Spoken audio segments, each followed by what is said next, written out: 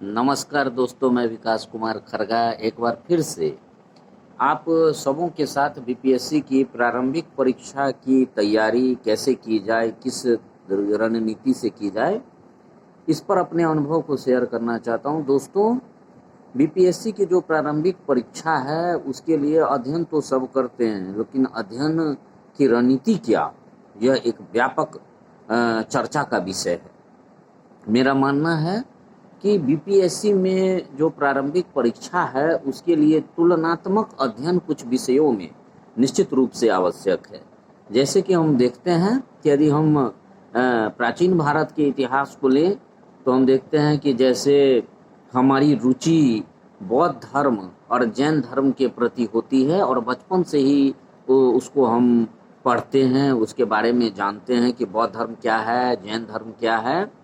तो इसकी किस तरह से तुलनात्मक अध्ययन की जाए ताकि विषय वस्तु पर हमारी पकड़ रहे, तथ्यों पर हमारी पकड़ बनी हुई रहे और प्रारंभिक परीक्षा में एक ठोस तथ्य की जानकारी ही हमारी सफलता का सबसे महत्वपूर्ण कारक होता है।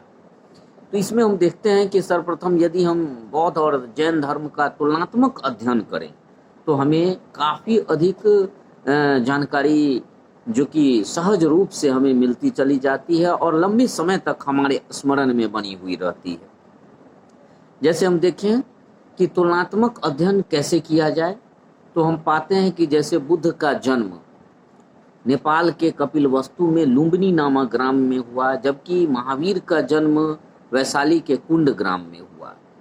महात्मा बुद्ध के पिता का नाम शुद्धोदन था तो महावीर के पिता का नाम सिद्धार्थ था। महात्मा बुद्ध की माता का नाम महामाया था तो महावीर के माता का नाम त्रिशला था। इसी तरह हम देखते हैं कि महात्मा बुद्ध 29 वर्ष की आयु में गृह त्याग किए तो महावीर 30 वर्ष की आयु में गृह त्याग किए। इसके साथ हम देखते हैं कि जैसे कई इस तरह के जैसे उनके उपदेश हैं, उनके क्या क्या 4 उपदेश हैं महात्मा बुद्ध के, उसी तरह महावीर के भी उपदेश क्या हैं। तो इस तरह से तुलनात्मक अध्ययन करने से हम निश्चित रूप से बेहतर रूप से सफलता प्राप्त कर सकते हैं और अध्ययन को व्यापक और लंबे समय तक ठोस बनाए रखने के लिए यह आवश्यक है कि 2 व्यक्तित्वों का, 2 युगों का, 2 महान विचारकों का यदि आपस में हम तुलनात्मक अध्ययन करें तो निश्चित रूप से अच्छा रिजल्ट उभर करके सामने आता है। इसी तरह यदि हम इतिहास पढ़ते हैं तो 2 वंशों का तुलनात्मक अध्ययन करें। जैसे प्राचीन भारत के इतिहास में ही हम देखें मौर्य वंश और गुप्त वंश है, तो गुप्त वंश और मौर्य वंश का हम तुलनात्मक अध्ययन कर सकते हैं। जिस प्रकार मौर्य वंश की स्थापना चंद्रगुप्त मौर्य ने की तो गुप्त वंश की स्थापना श्रीगुप्त ने की। अब हम यह देखेंगे कि किस ईस्वी में मौर्य वंश की स्थापना हुई, उसके कौन कौन से महत्वपूर्ण शासक हुए, उनके द्वारा शासन प्रणाली की किस प्रकार ढांचा निर्मित की गई, कौन सा ढांचा किस प्रकार से कार्य करता था। उसी प्रकार हम गुप्त वंश में देखेंगे कि कौन कौन से महत्वपूर्ण शासक हुए। तो हम पाते हैं कि मौर्य वंश में हम देखते हैं कि चंद्रगुप्त मौर्य, बिंदुसार और सम्राट अशोक एक सबसे महत्वपूर्ण शासक हुए।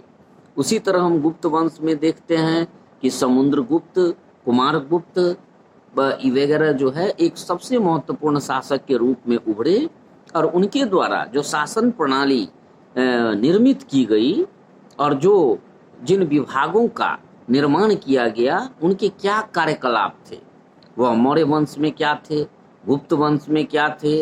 दोनों का तुलनात्मक अध्ययन करने पर निश्चित रूप से हमें एक ठोस जानकारी भी मिलती है और लंबे समय तक वह जानकारी हम सहेज करके अपने मनोमस्तिष्क में रख सकते हैं।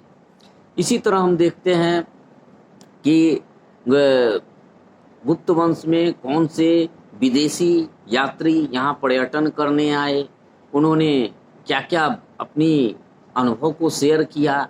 उसी तरह हम देखते हैं कि मौर्य वंश में कौन कौन यूनानी यात्री या अन्य विदेशी यात्री आए, उन्होंने कौन सी पुस्तकों में किस प्रकार से उस वंश का वर्णन किया है।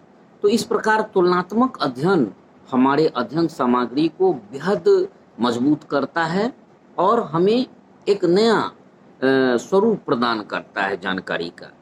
तो तुलनात्मक अध्ययन करना निहायत रूप से बीपीएससी की प्रारंभिक परीक्षा के लिए या किसी भी सिविल सेवा की प्रारंभिक परीक्षा के लिए बहुत ही शानदार तरीका है, बहुत ही शानदार रणनीति है दोस्तों। पढ़ते तो बहुत कोई है, लेकिन पढ़ने का तरीका क्या है, किस प्रकार से हम विषय वस्तु पर अपनी पकड़ बना सकते हैं, किस प्रकार से उसको हम आगे लेके चल सकते हैं, ताकि यदि हम कहीं ग्रुप डिस्कशन करें या हम अगर सेट बनाएं तो हमारी जानकारी पुख्ता रहे और हम यथाशीघ्र सफलता प्राप्त कर सकें। दोस्तों, यह वीडियो अगर आपको पसंद आता है तो इसे निश्चित रूप से लाइक और इसे सब्सक्राइब करें। धन्यवाद।